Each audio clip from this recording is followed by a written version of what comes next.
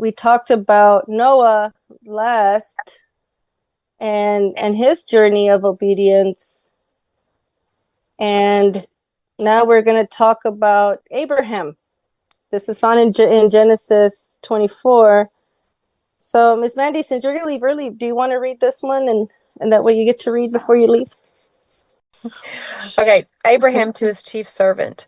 But you will go to my country and to my relatives, and to take a wife for my son Isaac.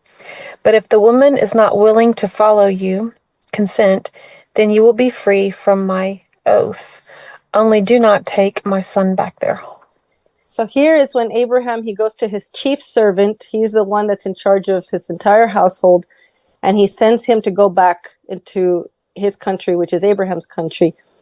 And because Isaac is now of age to take a wife. And so he gives him the task of finding a wife for his son. So, and he makes him swear to him that he's going to do this. He takes an oath. And he said, the only way you'll be free from this oath is if you find the woman and she's not willing to go with you, then you'll be free to not, to be free from that oath. So now let's look, we'll jump down to verse 11. Brother Ross. He made the camels kneel down outside the city by the well of water at evening time, the time when women go out to draw water. He said, O Lord, the God of my master Abraham, please grant me success today and show love and kindness to my master Abraham. Does this part remind you of anything at evening time when the women go out to draw water? Does that remind you of another story? Yes. But it was not at evening time. What does it remind you of? The woman at the well? Yeah. The Sumerian woman at the well. Yeah, except she was going out at noontime. And noontime was not the time to go draw water. The time to draw water was when the sun was not hot. And so evening time, right? When the women go out to draw water. Okay, so he's there at the well. Okay, 13 and 14 will be Miss Sally. Behold, I am standing by the spring, and the daughters of the men of the city are coming out to draw water. Now may it be that the girl to whom I say, please let down your jar so that I may drink, and who answers, drink, and I will water your camels also. May she be the one whom you have appointed for your servant Isaac, and by this I will know that you have shown loving kindness to my master. So here's a sign he's looking for, right? All right. And this is God speaking? No, this is a servant. He's praying to the Lord. Okay. So now he's arrived there to where Abraham's kin, where they live, his family. And so now he's telling the Lord, because now he's got to find the girl. So he's like, okay. But how does he know it's that girl? Well, because this is the sign.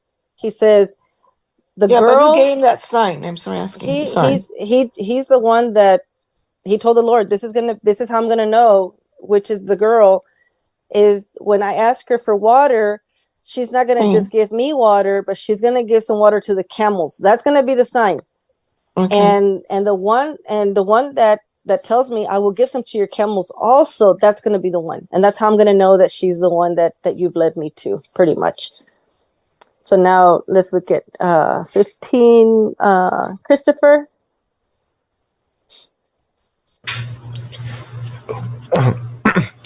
Before he had finished speaking, behold, Rebekah, who was born to Bethuel, the son of Milcah, the wife of Abraham's brother Nahor, came out with her jar on her shoulder.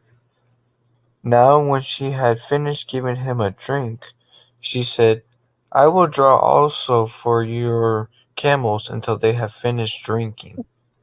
So here we're seeing that, he makes this prayer to the Lord, and before he's even done speaking, Rebecca comes and she's got a jar on her shoulder. And so he asks her for a drink. And when he was done drinking, she says, I want to also give your camels water. So she's right here. The Lord is showing him, this is the one. She's fulfilling, what he had asked of the Lord. So now we go to verse 50. Let's see, after Christopher, we'll go to Kenya. That would be nice if the Lord would answer us quickly like that with everything. I'm not going to be reading tonight. Sorry. Okay, that's okay. Let's see. I guess we'll go back to Brother Ross. Then 50. Laban, Uh-huh. okay. Then Laban and Bethuel replied, the matter comes from the Lord, so we cannot speak to you bad or good. Here is Rebekah before you, take her and go, and let her be the wife of your master's son, as the Lord has spoken. So here we fast forwarded right from verse 19 to verse 50. This is whenever he tells the girl that who he is and where he's coming from, and so she tells him, oh, I am actually the daughter of, it would be Abraham's brother's son, or his brother's side of the family. And so he goes to her house, and here is her brother, and I believe this is either her dad, and they're speaking. And so he tells them, I'm coming from, he tells them the whole story. And so then they say, well, here she is, go ahead and let her be the wife of your master's son. And so then in verse 58, it says, then they called Rebekah, and they said to her, will you go with this man? And she said, I will go. Okay, so we finished the one with the Rebekah, right?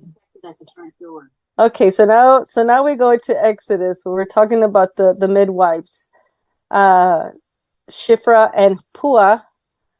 Okay, so now, Brother Ross. Then the king of Egypt spoke to the Hebrew midwives, one of whom was named Sifra, and the other was named Pua. And he said, when you are helping the Hebrew women to give birth and see them upon the birth stool, if it is a son, then you shall put him to death. But if it is a daughter, then she shall live. Now, Sally. Then the king, 16? 17. But the midwives feared God and did not do as the king of Egypt had commanded them, but let the boys live. So God was good to the midwives, and the people multiplied and became very mighty. Because the midwives feared God, he established households for them. Midwives were often childless, making this gift especially meaningful. So this is a short example, right? But this was obedience to God rather than obedience to man. That the Hebrew midwives were told by the Pharaoh that if any baby boys, to kill their own people, to put them to death, but they didn't obey. And so because of that, and this is something that I found, was that midwives, they often could not have children. And so God, he blessed them with children because they decided to preserve the life of the little baby boys and not obey the king, the Pharaoh. So this was obedience, and in a way they were even putting their life in danger, because the Pharaoh could have just had them killed for disobeying. But later he sends a proclamation to all the people, all the Egyptians. If they see any baby boy, they're to throw the boys into the Nile. So this here was these two ladies that were helping the women give birth, and they decided that they were going to obey God instead and preserve the life of the baby boys. So that'll be the last example before we go into the next part here, since we're already running out of time. So praise the Lord that we have these examples of obedience. Obedience sometimes is difficult, sometimes it's challenging, but it definitely carries a reward from the Lord when we obey him.